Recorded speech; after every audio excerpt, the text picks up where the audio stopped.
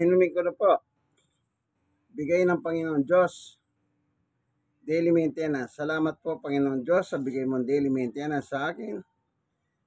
Garlic, bawang, luya or ginger, at mainit na tubig at kalamansi.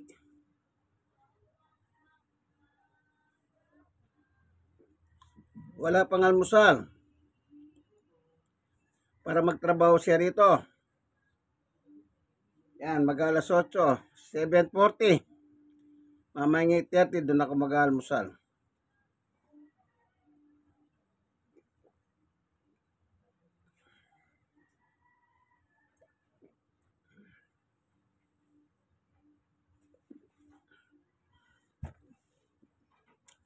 Pag kaya nyo na yung init, bira.